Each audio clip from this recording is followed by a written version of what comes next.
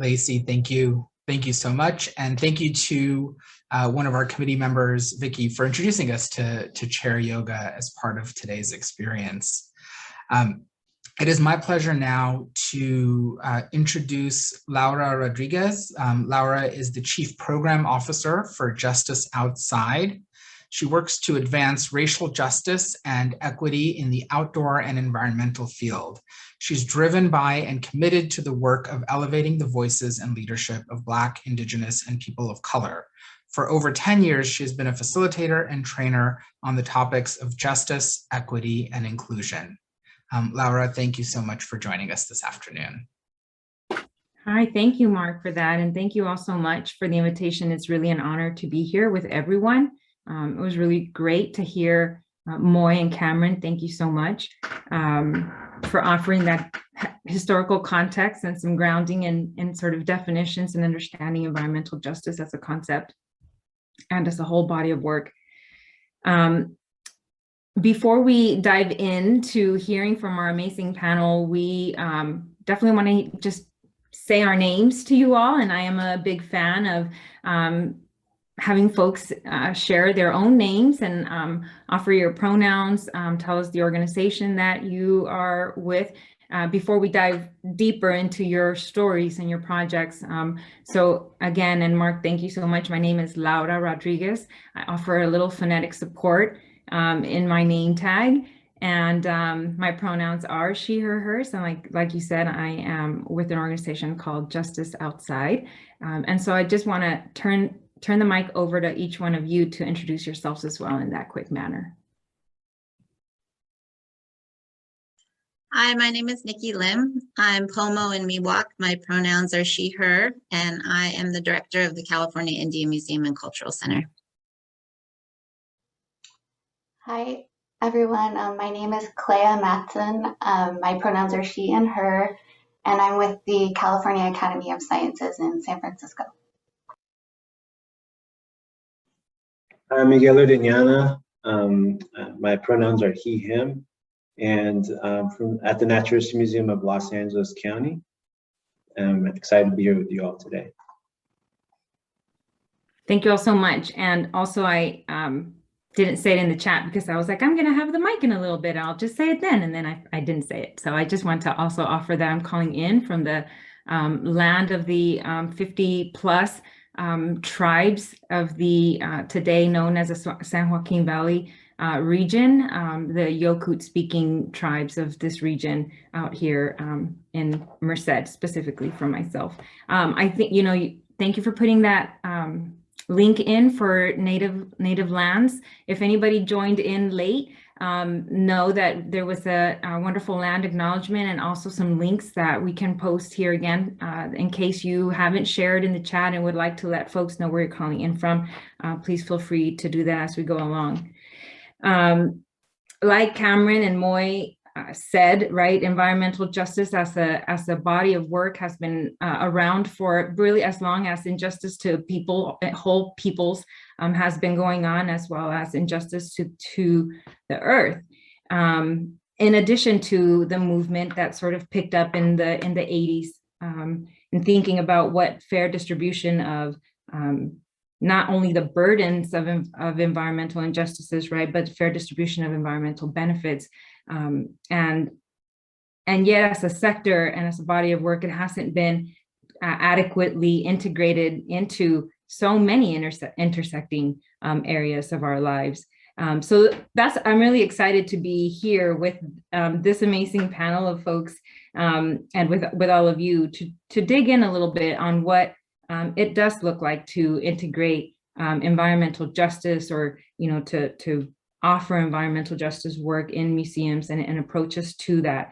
So I'm going to ask in this order, first Nikki, then Miguel, then Clea, to share with us for about 10 minutes each, and I'll help monitor your time, but also please monitor your time as well. I might send you a private chat, be on the lookout. And it might be hard, you might be sharing some slides.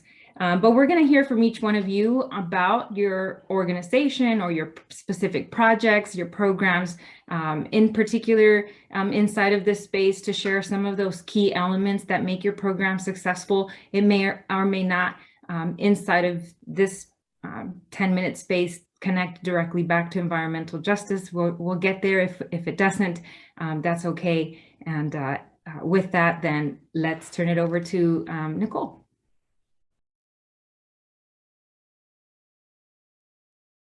You're on mute, Nicole. Yeah. I wish I had $1 for every time I did that. Museum would have more resources.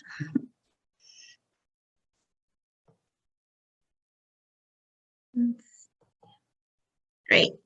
So I want to share with you today our Resilient Native Generations project. And this is a green infrastructure project within our institution and our community that we've been working on for about 2 years. We are the California Indian Museum and Cultural Center. We're located in Santa Rosa, which is in Sonoma County.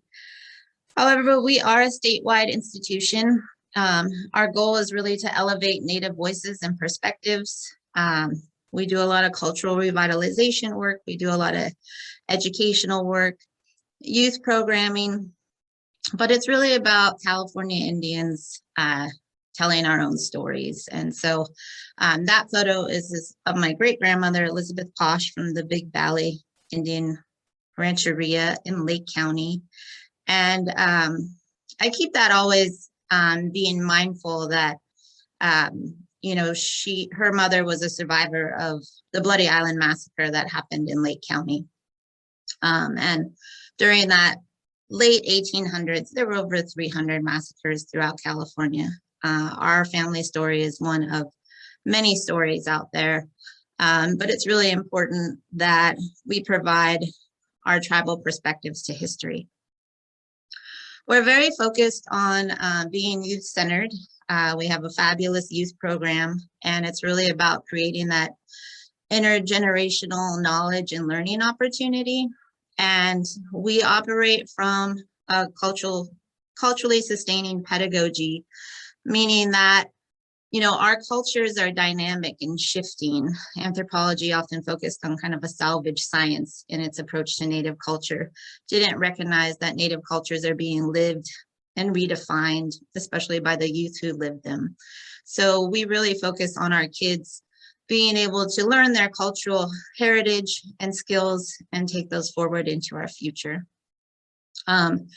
We're about people, not objects. Not to say that we don't have beautiful objects of our cultural heritage in the museum, but we're really about our oral history and stories, and recognizing that it's our people that breathe life into those objects and give them meaning. And so even if our objects were not here for us, as long as our people know how to create them and have access to our cultural resources, our heritage will always be lived and redefined.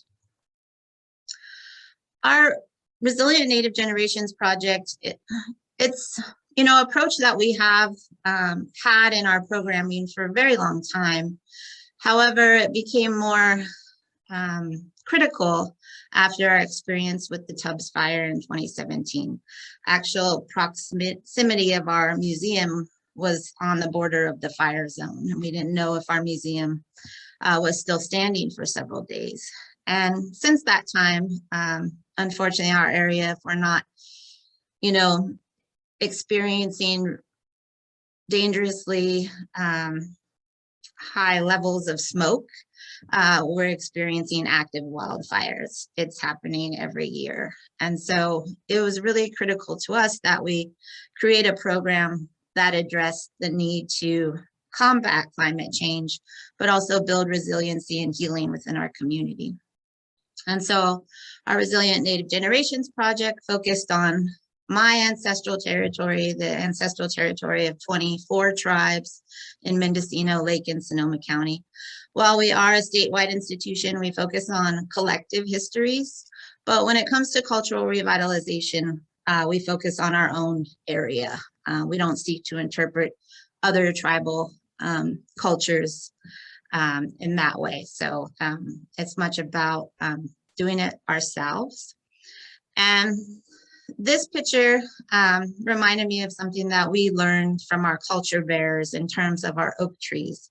Our oak trees are very significant to our culture, but their roots mirror what's on the outside, right? What's above the ground. Their roots mirror what's below it.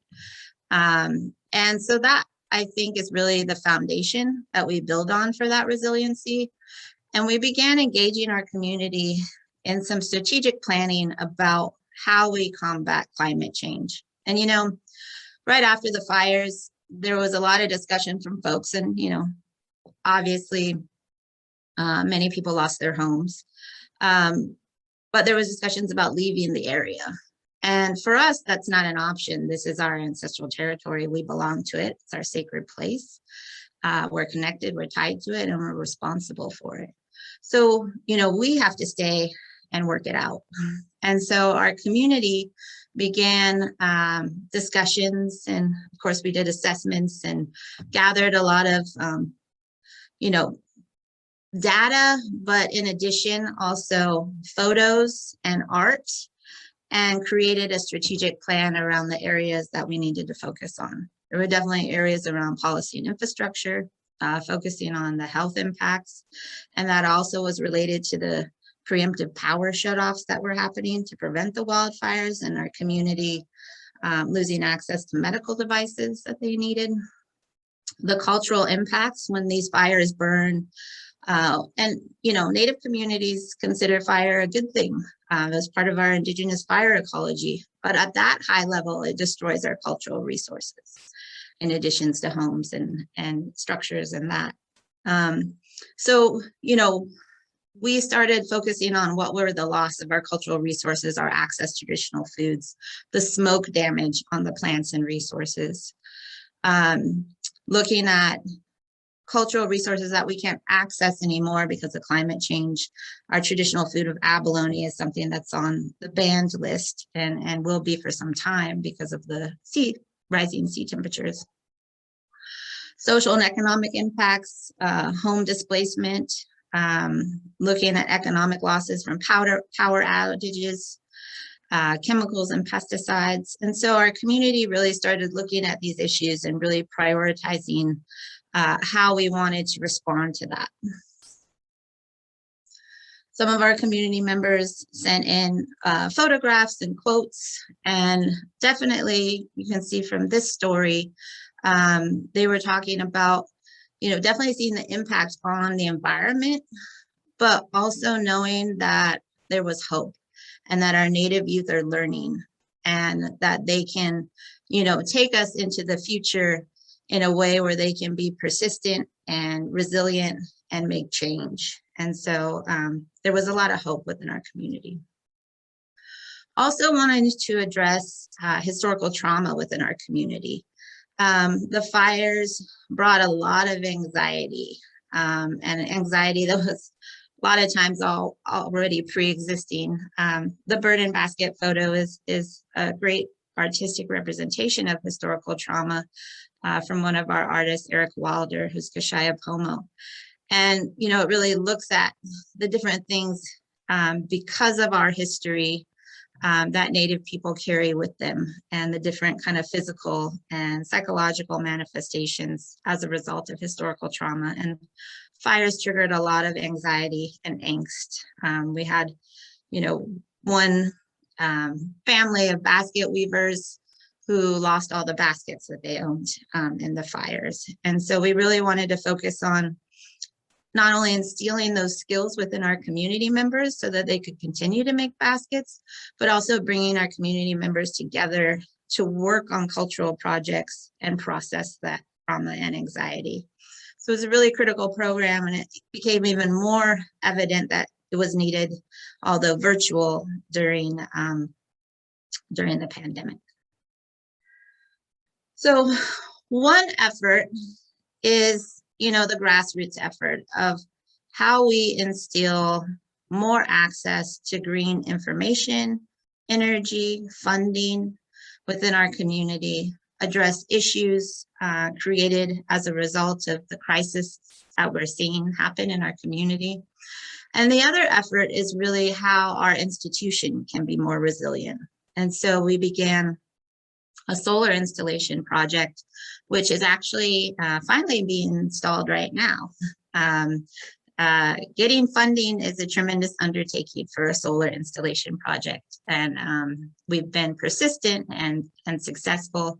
So we have a solar rooftop array, as well as being able to plan for that resiliency hub so that we can offer emergency services to our tribal community who is underrepresented and underserved during those crises. So we have a backup battery system that's being installed, as well as a generator, so that we can provide 3 days of operation during a crisis. Clean air filtration, really critical in our area. And then also, because our community prioritized it, a traditional food incubator. And one thing that our culture bearers highlight to us is the critical importance when it comes to environmental stewardship is the role Indigenous people play. And Indigenous people are essential to that environment and the health of the landscape. And in order to do that, we have to have a regular relationship with our landscape. We have to be able to pray, to offer gratitude, to not just visit the plants and resources during harvest, but visit them all year around and maintain their health. California, pre-colonization was a beautiful garden. Post-colonization was what they described it, a wilderness, right? You know, because California Indians cared for our land, but post-colonization, we were not allowed to.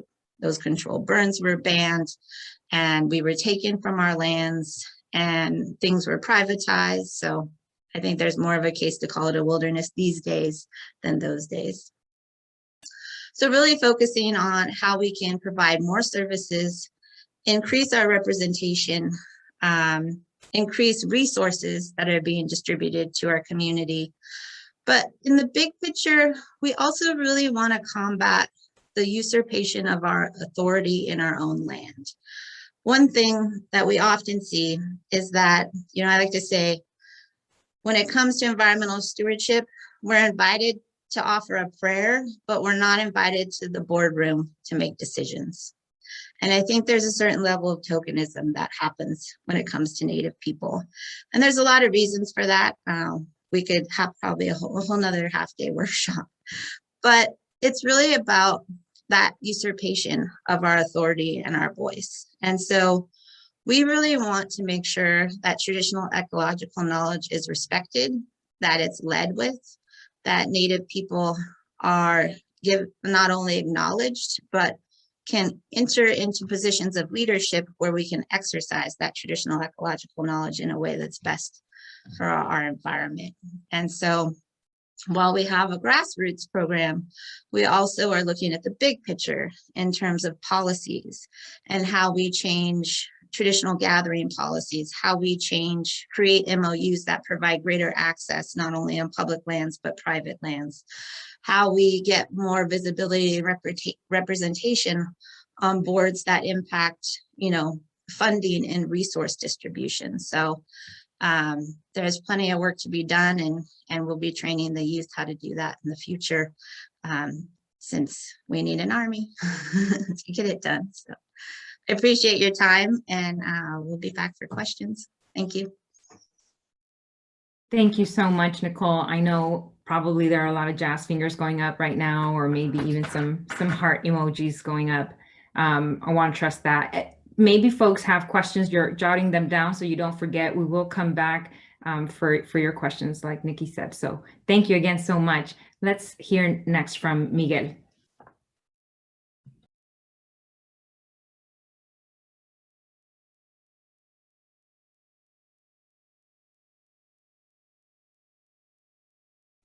And you're on mute before you get too far. Thank you. Appreciate that. So thank you for having me. I'm really excited to be here, and I'm going to be talking about not just the museum as a whole's involvement in environmental justice, but I'm going to specifically narrow my focus to the community science office's involvement in environmental justice. In my opinion, began with very shallow level of involvement in environmental justice. But I'm proud to say that I feel that it's grown and in a very authentic way. And so to give you a little bit of background, the environmental justice movement kind of started with nature access. And a lot of people maybe sometimes don't think about the significance of nature access, especially for urban areas and historically excluded communities. But in my opinion, it's very important.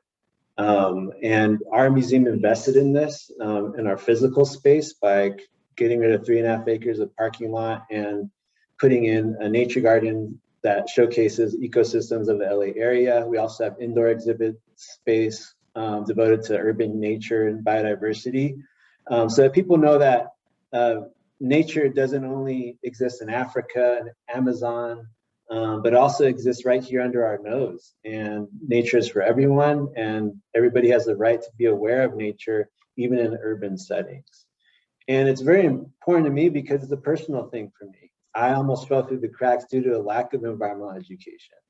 And even institutions like the one I work at today, before 8 years ago, excuse me, we're a classic natural history museum that showcased diorama halls, dinosaurs, and I got the message that nature is awesome and important and worth conserving, but I never got the message that it was for me as an urban kid growing up in LA, especially as a local kid of color. And so I just wanted to kind of call that out. But about 8 years ago, yeah, we transformed our space and used our institution as a training ground for people to become more comfortable and familiar with nature, different plants and animal species, people of all backgrounds. And to really send the message that to redefine where nature begins and ends, that nature is actually everywhere and not just in urban parks where you expect to find them, but even as you go beyond into the urban jungle, you'll find nature there as well. But it's not an easy message to sell to someone who lives in a more industrial part of the LA area like this, and that nature is there and nature is everywhere. So in addition to integrating this into our mission with regards to how we invested in our physical space and our trainings, our research kind of reflected this new mission by putting a focus on urban nature exploration, getting a better handle on local plants and animals so that we can share that with the community, involve them in that process of discovery as well. And one way we integrated this effort was by using community science. And initially we were the citizen science office, and then we changed our name to be more inclusive and respectful to everyone here in LA, especially the immigrant community, and make sure that this work that we did was inclusive for all. But generally what we do is we do create projects in which volunteers partner with researchers to answer relevant questions that are not just relevant to the scientific community, but also to the general community that shares space where we're working. And a lot of ways we did this was using accessible apps like iNaturalist, which allow people to use their phones to document wildlife by taking photographs and sending those data points to our researchers, which allows scientists unprecedented access to private property, and allows us to fill in these huge data gaps and information. In a place like LA, where over 70% of the area is residential private property, we're able to kind of get the community involved and allow them to help us discover what nature is going on throughout the city, not just in our urban parks. But as you can kind of get from my tone and my narrative so far, that this is all scientist-driven work. The projects that we offer to the public were projects created by scientists with their scientific interests in mind and what they feel is important to study in our local ecosystem. The public was involved and does get information and access to scientists and the information that we share, but they didn't design these projects. They didn't come up with these questions. And so these are things that we felt like we needed to work on. And so even within regards to how we did our programming, which began usually with just going out to parks and doing these things called bio blitzes, where we would go out to a certain area for a certain amount of time, look for as much animals and nature as possible, and get people comfortable and familiar with nature in those sites. And then going to more non-traditional spaces like schools, and making sure that those communities were also shown that nature is on their campus as well. And then coming up with hybrid programs where it's not just the BioBlitz anymore, it's a hybrid program where we are inviting the typical nature enthusiasts who typically comes to our programs, but then also making sure that we expand it to an audience that wants to spend their Saturdays and their valuable free time cleaning up trash and cleaning up their neighborhood and doing a service-oriented work. And yes, collecting data for our scientific knowledge and understanding of local biodiversity, but also, yeah, cleaning up our local community as well and inviting that audience as well. But we didn't really get into idea work or inclusion, diversity, equity, accessibility work in earnest until the unfortunate and tragic death of George Floyd and the social uprisings that came after that. And for the academic community, one of those big moments that followed that was the Shutdown STEM Day, which was a moment for academic institutions to reflect on their involvement in social justice and environmental justice, and to rethink their practices and approach to their work. We wanted to look at it as a community science office, wanted to make sure it wasn't a performative act, and that we made sure that we integrated into our work and our approach to everything that we did. So we started having weekly meetings, and we created an anti-racist philosophy document, then a pledge that we collaboratively wrote together. And our strategic plan made sure that anti-racist practices were integrated throughout our programs and our approach to partnerships and strengthening and building new partnerships. And an example of this is the City Nature Challenge, a project that was co-developed by the Cal Academy of Sciences in San Francisco and LA to really get people of all over. Well, at first, it was just two cities, LA and San Francisco, competing against each other to get the community involved in finding as much nature as they could in their respective cities, and get that competitive aspect going and get those people that are motivated by competition to participate. And the goal, I mean, and as a lot of institutions are driven by numbers, this program was driven by increasing numbers, right? Expansion. And so we can kind of show success in that way. And it seemed like the right thing to do. You're inviting more people into these competitions, expanding it to a global competition. It seems like the right thing to do, and it was for a lot of reasons.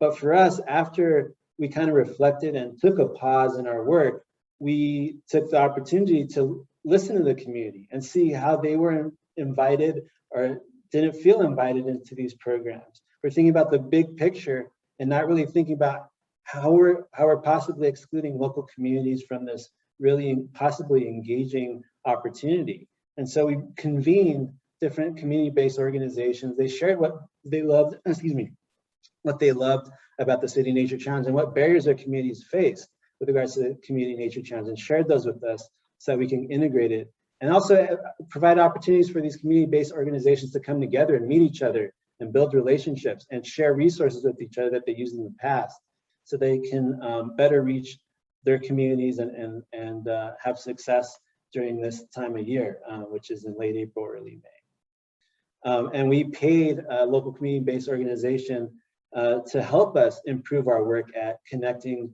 what we do with the local community. Nature for All was that community-based organization who has that local knowledge, that trust with the community that the museum frankly didn't have at that point, and allowed us to kind of grow as an office.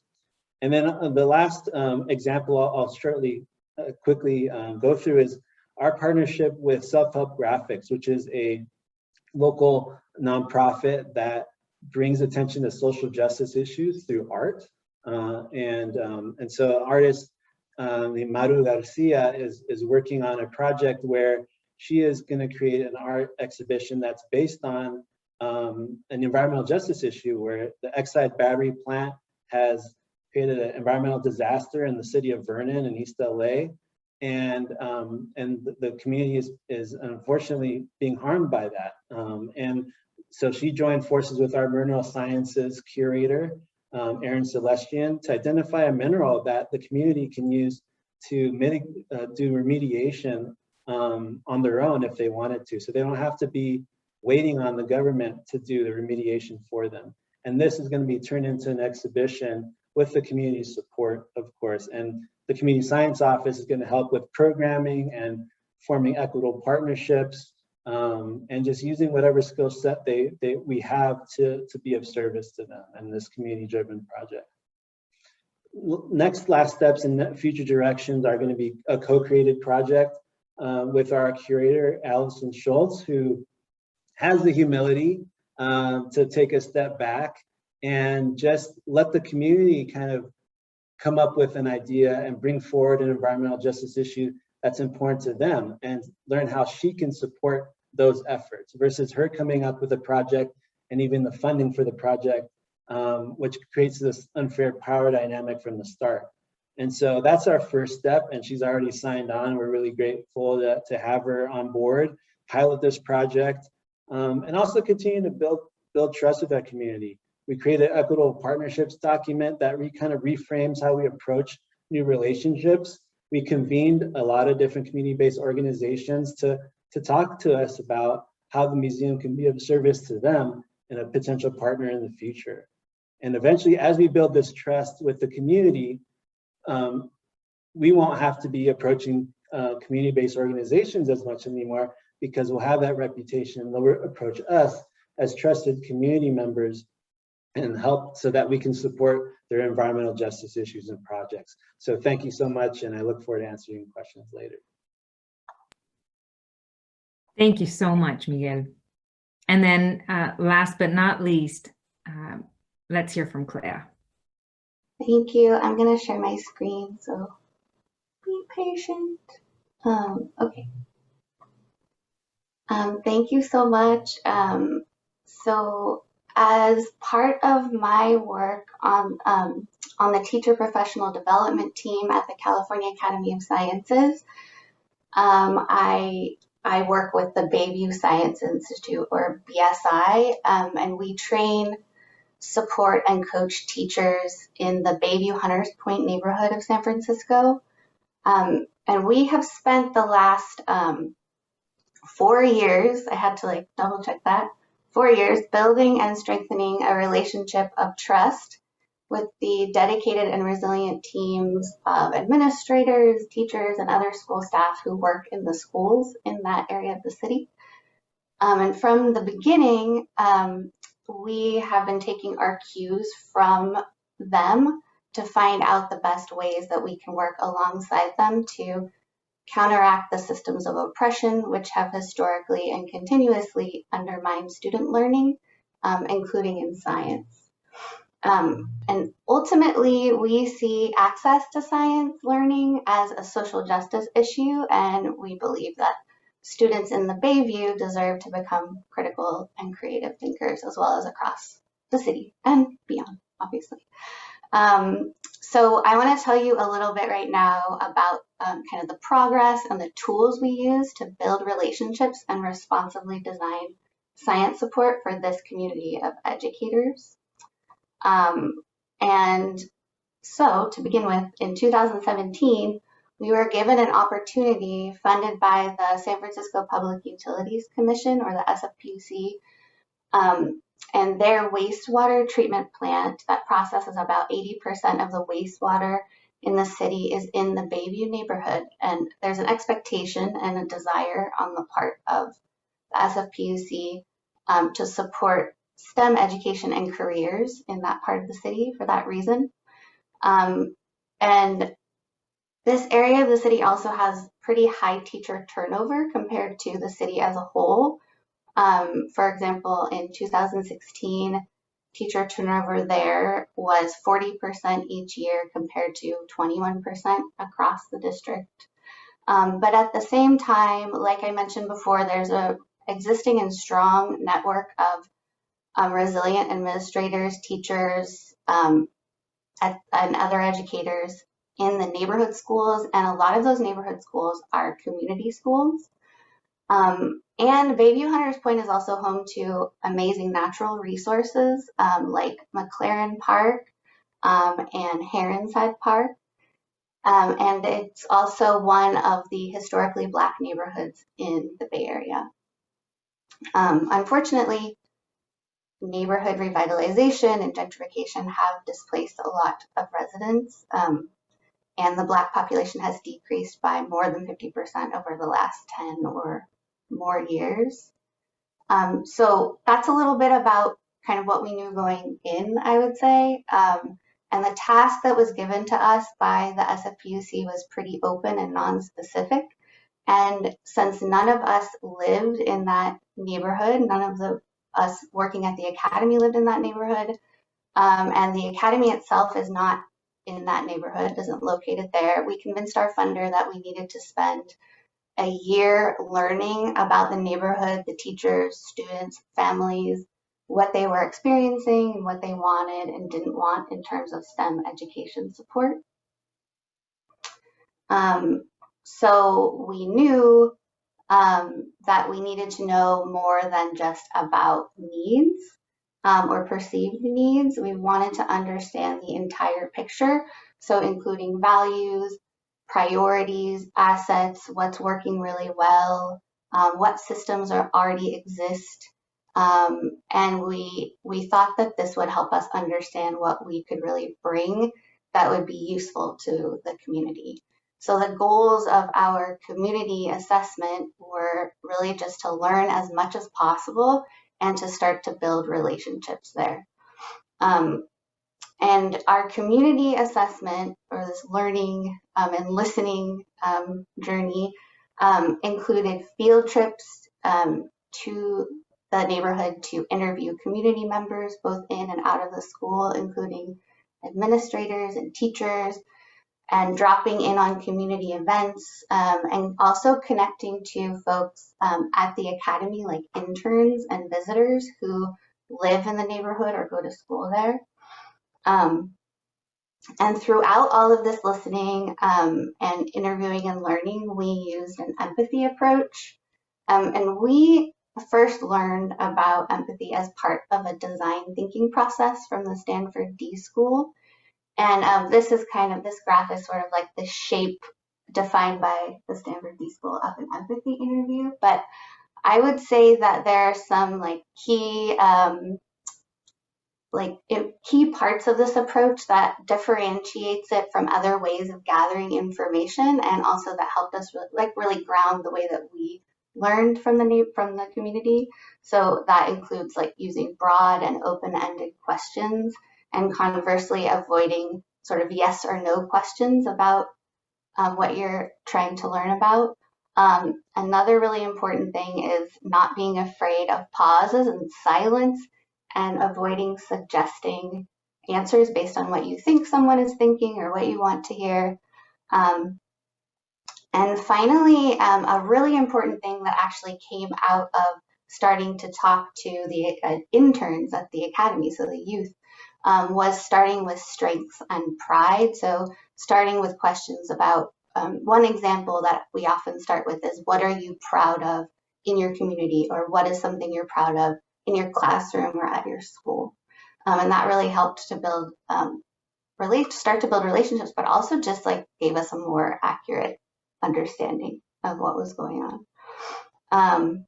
Finally, inspired by the work of Nicole Ardeman, Dr. Nicole Ardeman from Stanford as well, we did quite a few listening sessions, and we were helped out by key informants, which essentially are connections that we already had in that community, but that we were able to build a bit stronger. And those folks were able to guide us in practical things like the timing of interviews or listening sessions, who to invite, how to group people for discussions and power dynamics in the group that we were talking to, what food we should serve, and just helping us recruit people and get them to come. So we learned a lot from a lot of people, and we synthesized all of our findings and were able to identify a few priorities of stakeholders, like teacher retention, which I mentioned before, increased time for science, and increased opportunities for teachers to collaborate and reflect on their teaching practice. And so based on these and other things, these trends, we decided to create the Bayview Science Institute. And this is the mission of the Institute. BSI is a Bayview-specific professional learning community focused on building trust-filled classrooms through relevant, engaging, and deep science instruction. And this is just a photo of the first group of teachers that joined us for BSI in 2018. And also through the process of listening, both in that first learning year and in the years since then, we have developed kind of a few questions that really guide us and have become the thrust of our program. So one of those questions is, how might we use science instruction to build trust in and among students and teachers? And you might have noticed trust-filled classrooms in the mission. Trust was a theme that came out of a lot of the interviews and and listening sessions. And it led us to focus on communities of learners, because the issue of trust was trust. It was issues of trust among students, between students and teachers, between teachers and administrators. So we have focused the whole time on building communities of learners, both among the teachers, among the participants that are in the program, but also supporting them in building that kind of community in their own classroom or within their school. And another question that's guiding us right now is, how might we support teachers to bring their teaching outside? And a couple of years ago, we started asking these two questions about participants' comfort level leading learning outside, and whether they feel they have the tools to build empathy and curiosity about nature and the environment in their students. And so this is just some data that shows the positive changes in the responses to these two questions for folks who joined BSI in June of 2020, and then also after the end of their first year of participating, so in May of 2021. And finally, I just wanted to mention that to continue to support this community of teachers, or more generally educators, through COVID, we've really leaned harder on this tool of empathy interviews to help us determine how to shift and change with each transition. This is seems to be a time of just transition after transition.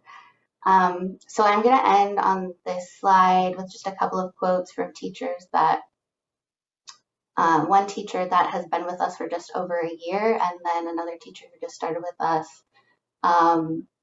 in August during our second virtual summer institute. Thank you so much.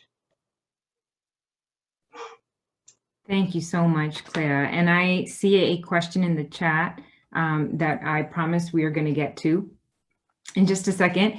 I don't want to put in front of you too many questions coming from me, but I do want to I want to offer so much gratitude for everything you've shared in the amazing work that all of your organizations are doing, that you as people are doing, the humility that clearly guides, right, what you're doing as you work to expand and increase environmental justice. Maybe is the concept and the term, maybe it's equity and inclusion, maybe it's access to nature. You know, we talk about this work, if I can say that, in so many different ways.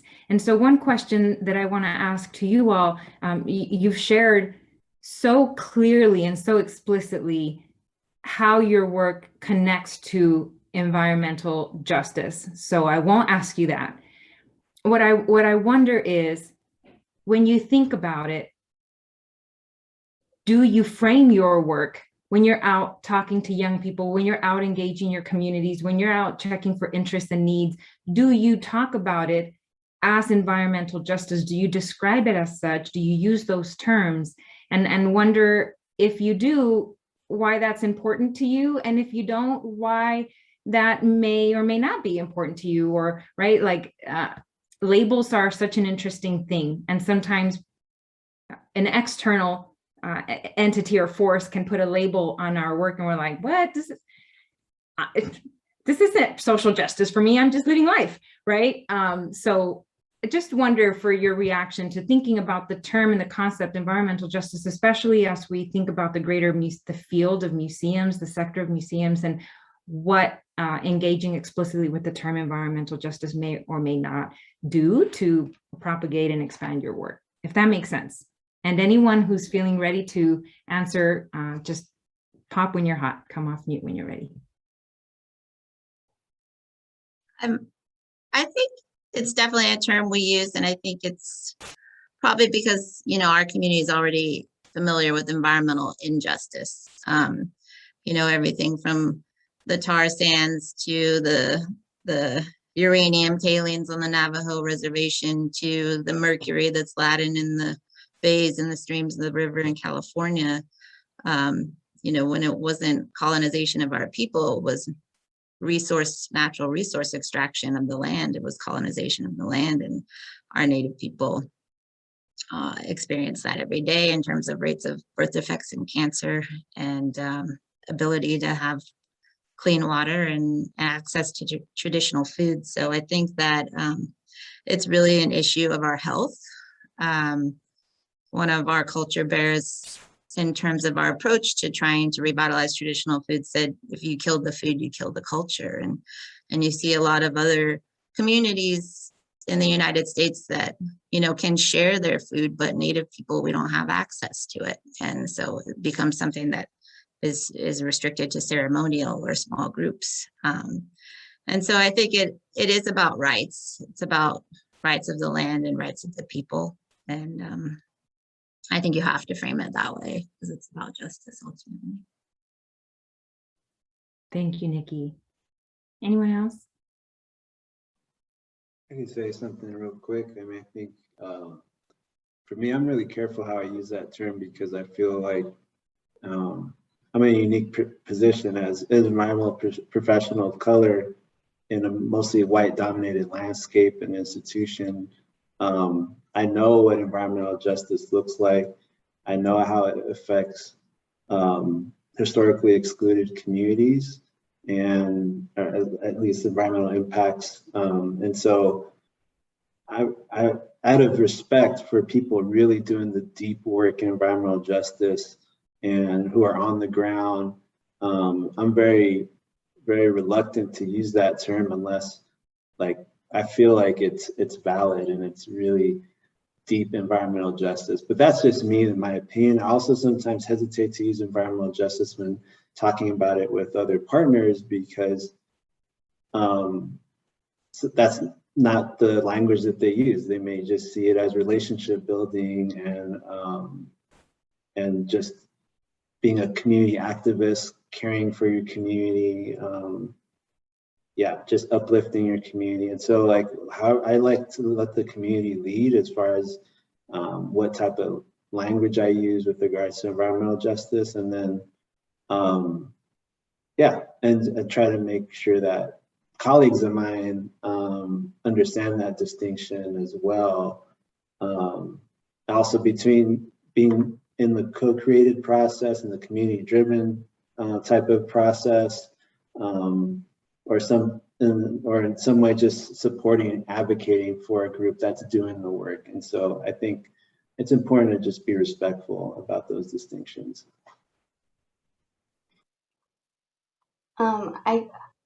I kind of agree from a very different perspective, but with what Miguel said, that we don't use that term to describe our program at all.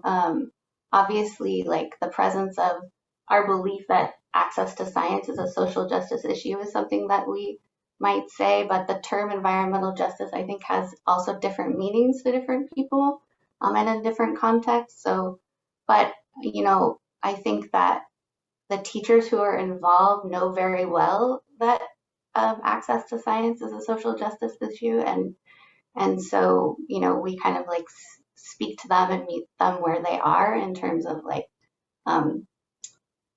you know, in terms of helping them help their students see themselves as scientists, and like that nature is something that they have, that's there for them and that they can be a part of stewarding. Thank you all so much for sharing your thoughts on that. It's just tricky for sure to think about how we frame what we frame and what kinds of barriers we might encounter, what kind of resistance potentially, but then also like the power of the terminology and making the terminology much more commonplace for, in particular for at the institutional level, right? Like Miguel, I hear you. And Clea, you didn't call it this, but as you talked about starting with strengths and prides, it made me think of sort of assets-based versus deficits-based framing, and how do we start from a place where we frame for ourselves that the people we're talking to are in their own right experts. They have strengths, they have resiliencies, they have a lot to offer, they have joy, they have hope, you know, that there is all of that. And at the same time, like, name environmental justice as the other side of environmental is just injustice, which is a very real thing. One more question for me, and then we'll go to our audience. You all have shared, and there were some explicit examples of the kinds of ways that you've engaged with community, or some of the outcomes of that engagement, and some of your approaches. So you approach with ample time, taking a year to listen, right? You've approached with things like empathy listening, empathy approach, and being really explicit about what that means for you. You ended up with strategic plans for your community around climate resilience, and potentially immediate next steps and priorities for you, right, Nikki? Miguel, the same. But so one of the questions that I hear a lot, that we at Justice Outside hear a lot, really regardless of the topic, when it comes to community engagement, one of the things we hear a lot is, we don't know where to start. I don't know how to do it. What are those key elements that that make community engagement, not only initiating community engagement successful, but what do you do to maintain a strong relationship of engagement with communities in an ongoing manner? So you may have shared some of those details. I invite you to think what additionally you might offer, and you know, and if that question doesn't resonate for you, that's also okay. But I think it will.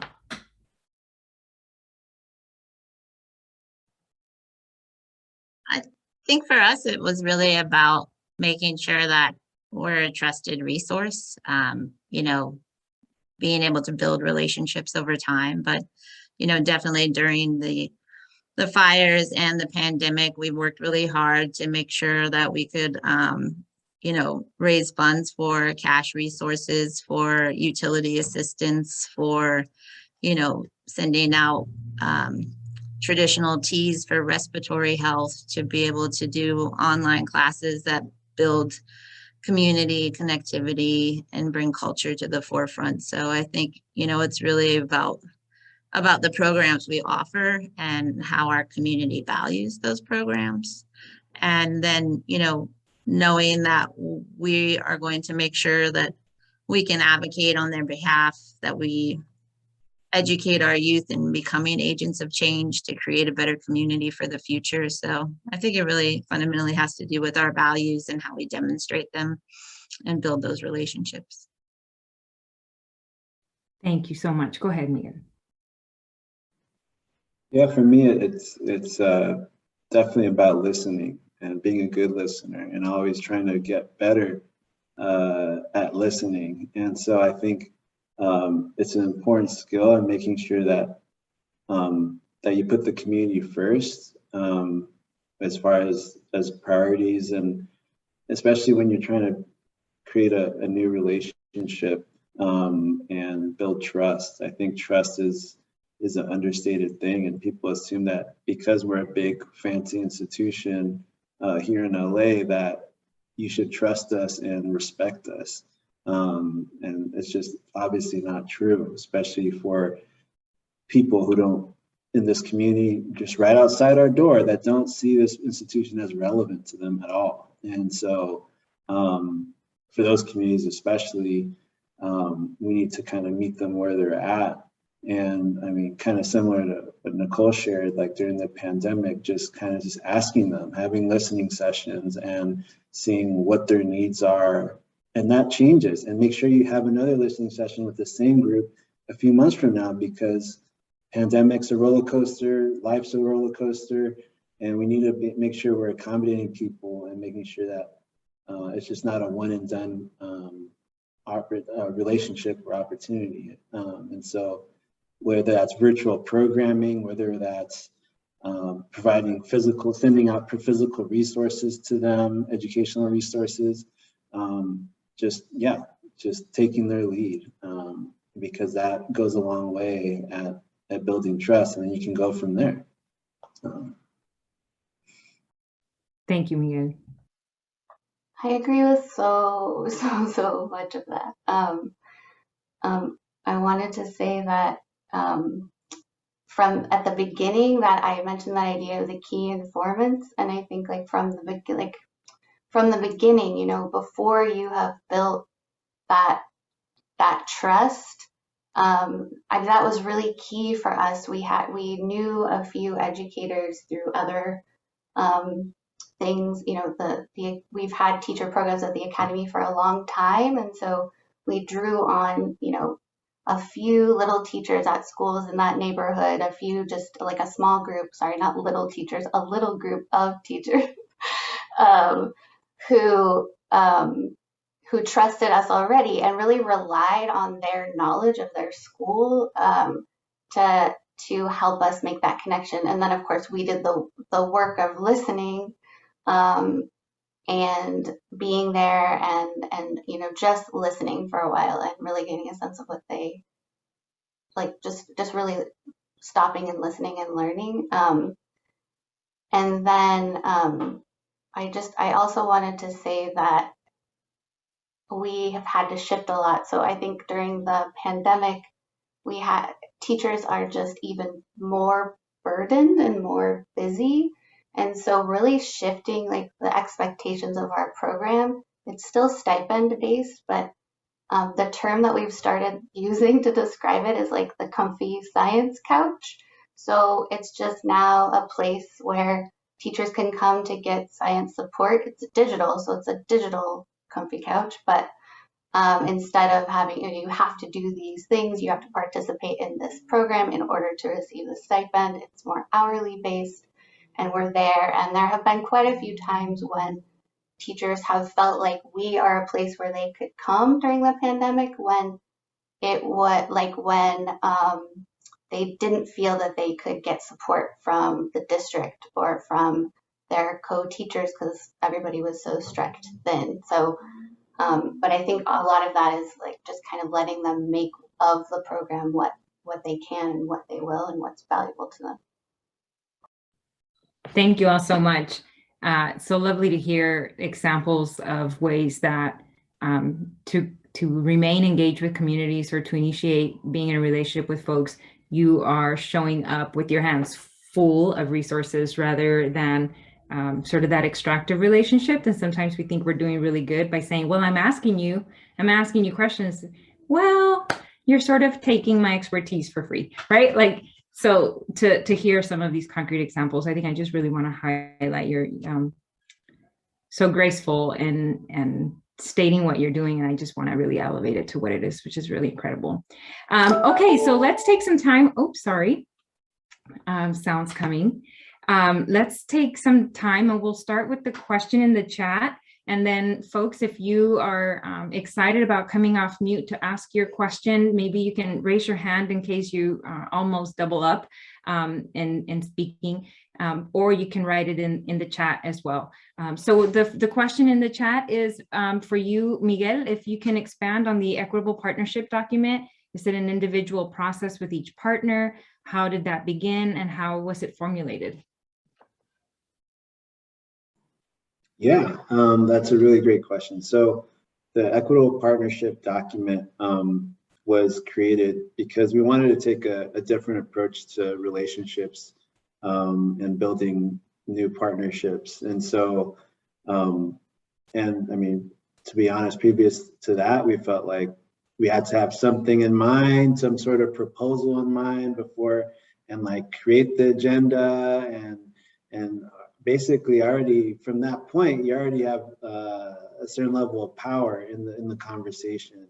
And so to take a step back, and when you're obviously be transparent when we're first reaching out to that group or individual about what we want, but obviously just trying to like limit the amount of expectations to none, ideally, and make sure that everything as much as possible is collaborated on, from the norms for that meeting, for the agenda, to what we feel are the first steps and who wants to speak first in that conversation. And then from there, it's just kind of a step-by-step process of like our philosophy. And this equitable partnership document fits into that by basically letting that partner know before we even meet what our philosophy is, how we approach partnerships, what we feel are fair partnerships with regards to power dynamics, how we deal with conflict, all those types of things that are part of relationships, so that they know going into this conversation where our heads at, where our values are, and what our expectations are with regards to a relationship, partnership versus a collaboration. All those things are defined in this document and sent to that individual organization beforehand. So it sets a tone of equity for that conversation before it gets started. Thank you so much for being willing to share. And there's another question in that chat for Clea. You know, when you mentioned that there's been a major shift in the demographics and the shift in the community, the Black community and the baby hunters point, the question is, did anyone do any looking into where that community went or where the folks ended up? I have to say, I don't know. I'm sure that somebody's looking into it, but it's not something that we did. I only know anecdotally from talking to folks in the neighborhood of movement to, you know, the East Bay of the Bay Area. But that's such a great question, and I wish I knew.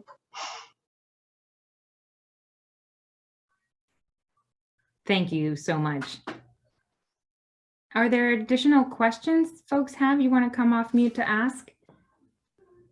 And I'll just say that I'm comfortable with silence and be patient for the pause, and want to invite everybody to just be patient with the pause. Any questions?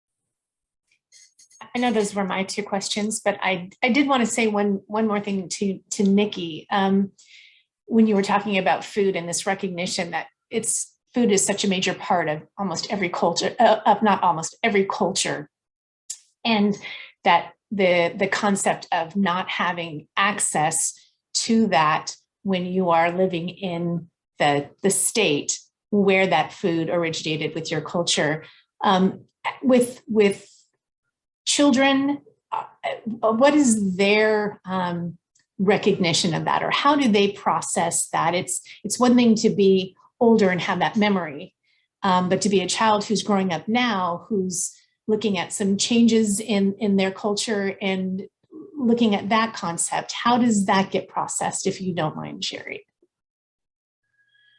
It's been a challenge, especially working with our youth. We've taken them to a couple of pre-colonial feasts, and they asked if we could stop and get dinner on the way home. You know, our taste buds are used to salt and sugar. And so, you know, we really have to find ways to retrain that. And so what we've been really focused on is how we integrate our traditional foods in a modern context. How, if we can't gather it, what are the nutritional equivalents in the store? How do we develop recipes that our kids love. So our youth program has a micro enterprise project called Acorn Bites, and it was their idea. They said, well, if we're going to integrate traditional foods, how about we just do an acorn protein bar? And I said, not really knowing about food labeling and ingredients, supply chains, and all of those things, I said, great idea, let's do it. And so 3 years later, we finally have our statewide permit. We're selling online. We're getting our trademark and all of that. But we really learned a lot through the process. But what it really did for us was open the door on environmental issues, because in order to source acorn flour, you either have to have a producer, which there are not many of. It costs about $30 a pound.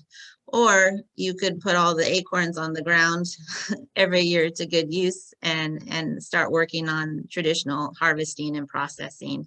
And so we've been working on getting other, different harvesting techniques and machines and other things that speed that process up, and being able to store the acorn and make the flour ourselves. So, and then it's brought up issues around permitting and cultural gathering rights and doing that on public lands. And it's brought up environmental issues when the acorns turn black because they've been clouded by smoke or the sudden oak death. So it's just been an opportunity through that one small idea and effort to learn so much more and create more work and things we have to do in the future. But it was a wonderful experience. So. Thank you so much for posting that. Thanks, Nikki. Are there additional questions? I've got a few in my pocket. I definitely want to hear if folks have questions, want to make that space. Please feel free to come off mute.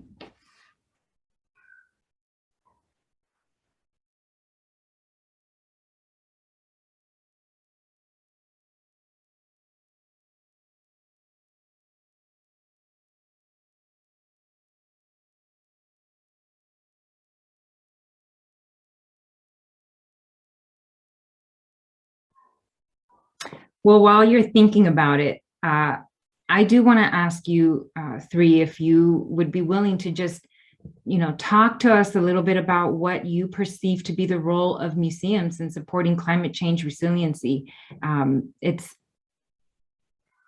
You've got a platform here. You've got folks calling in from all sorts of different museums and with different at the intersection of so many different things. What would you say is the role of museums in supporting climate change resiliency?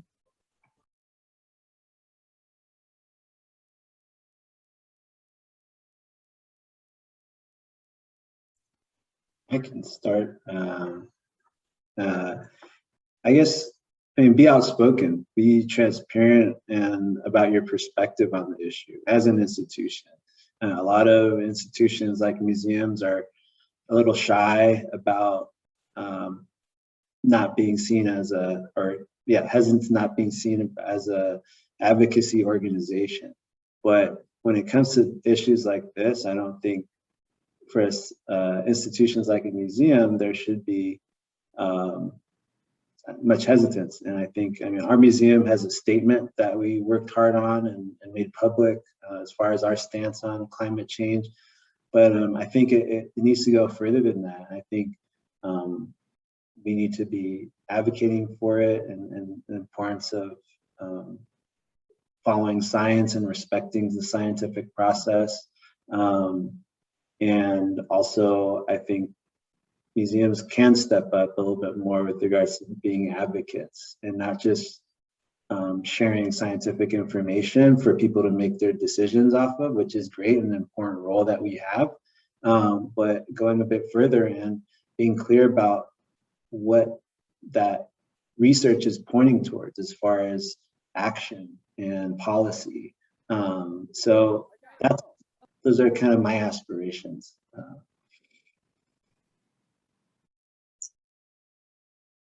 I guess I'll put a plug in for CAM.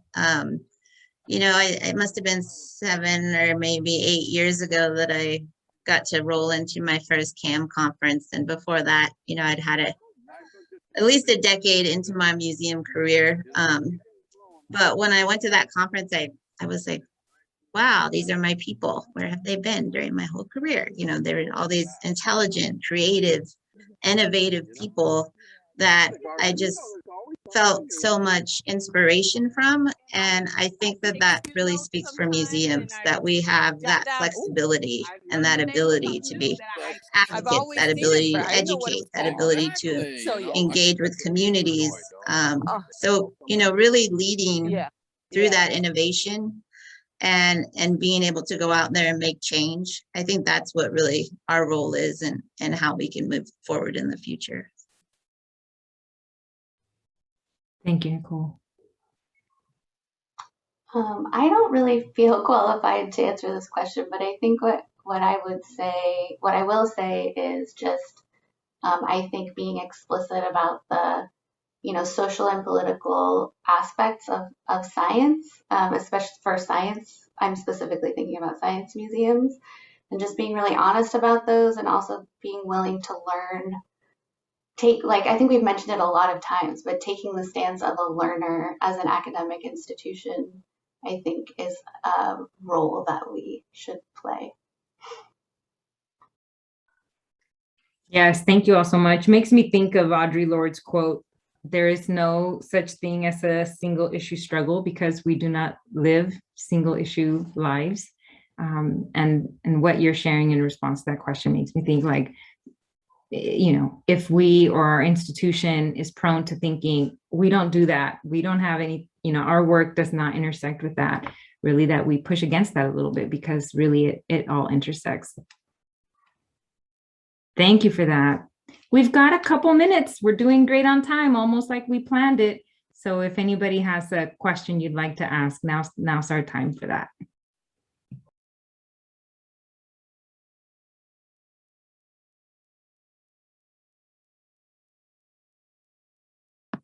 I have a question for maybe Miguel or anyone that can answer. Similar to Swati's question in terms of the exhibition cycle and working with museums to understand the impact of their choices when dealing with what's happening to the pieces of their exhibits in terms of like local communities, like landfill and stuff like that. If it's a big museum that's dumping a lot of walls and that kind of thing after the show's over.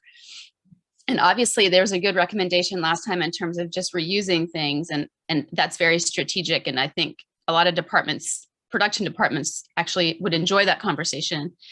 But I'm wondering about like connecting the dots in a more strategic or policy or in like broader museum initiative way to especially if you're dealing with something like an art museum rather than natural history, just trying to connect those dots between their actual practices in the exhibition and how it might be negatively impacting the actual communities around them in terms of just the choices they're making and how they're actually creating the exhibits. I think the curatorial questions that's kind of another stream of conversation. And, that's kind of like the creation of the exhibitions. And then there's the, what you're doing with the actual materials after the exhibit that could also be negatively impacting very local communities. So curious if anyone has any thoughts on that, connecting the dots for stakeholders and people that are making broader decisions for the museum.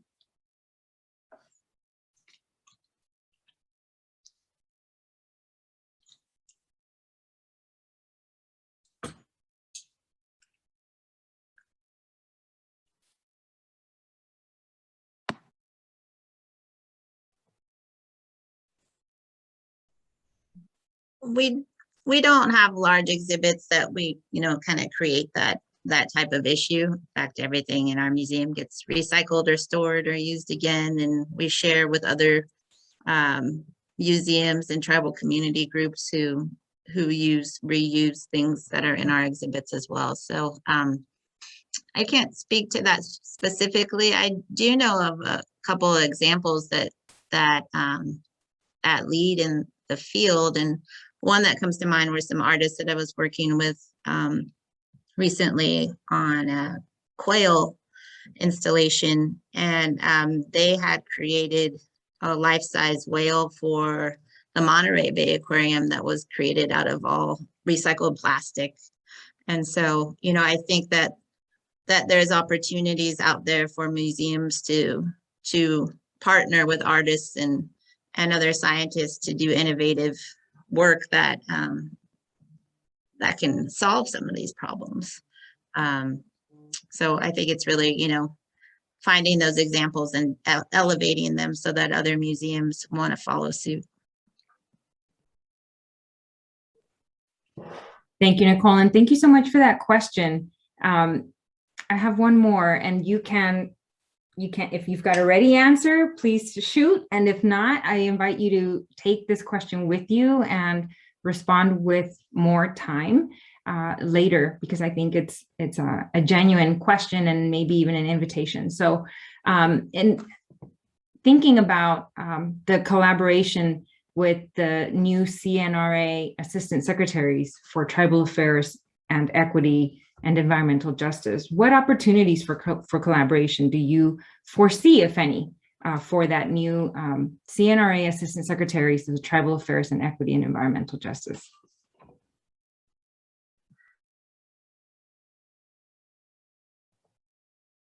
I think there's wonderful opportunity for a local partnership. You know, I always get asked by different museums that I do a lot of work around decolonizing collections and policies and practices. And museums often ask me, well, who should I work with? Well, the tribes don't call us back.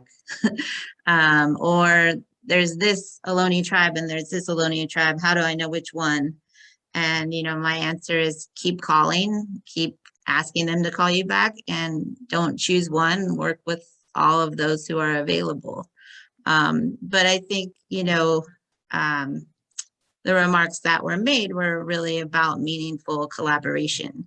And, you know, we are in the practice of doing land acknowledgements, which is really wonderful, but land acknowledgements are a beginning to creating a substantive relationship with your local tribes. And so working with those tribes and inviting them in, but also knowing that it's just like the community engagement issues we discuss, that trust has to be organically developed over time. You know, we have a long period of distrust, and just, you know, it doesn't happen overnight where we're going to work together and everything's going to run smoothly. And so we have to let that happen on its own. And if that takes a long time, just make sure that we keep calling and we keep creating that, but that we're doing it with reciprocity in mind. It's not about what the tribes can do for us as institutions. It's about the shared work and how it's also going to benefit them. And so I think that with those things in mind, that partnerships will develop and your exhibits will showcase some really wonderful history and culture and science and innovation through traditional ecological knowledge like they haven't before. Thank you so much for that. Lacey, if you're willing, maybe we can just have a screen of as many folks who are on video as possible so that we can see some jazz hands and offer some gratitude or emoji hearts to Nikki, to Clea, to Miguel, again, to Celeste and Cam for creating the space for this really important conversation. And I'll just say thank you again for the opportunity to be in community with you. And thanks for letting me sort of frame this conversation and ask some questions along the way. I'm going to hand it back over to you. Thank you all so much.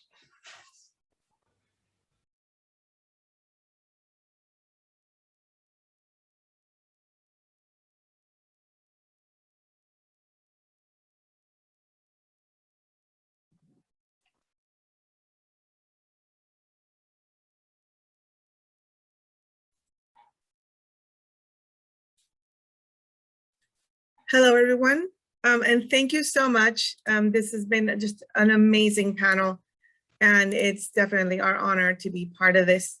I wanted to now merge into our next session, our next part of today's program.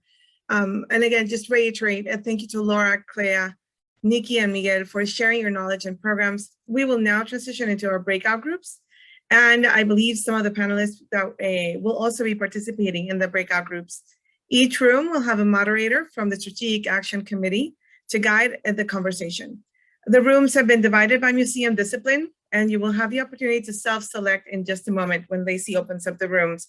And just as Lacey's helping out with that technical part, the rooms will be history and culture, moderated by Vicky. The other room will be focusing on art, and I'll be the moderator for that one. Our third breakout room will be science, moderated by Miguel. And there's going to be another breakout room for living collections. And I believe Mark will be moderating that, and he'll be right back with us. So click on the bottom of your screen where you see a prompt for breakout rooms, and you'll be able to select which one you want to join in. Again, if you have any problems or questions or challenges, don't hesitate to reach out through the chat to Addie or Lacey, and they'll be able to guide you to where you need to be. So I'll see anybody that signs up for the arts room. I'll see you in a few minutes.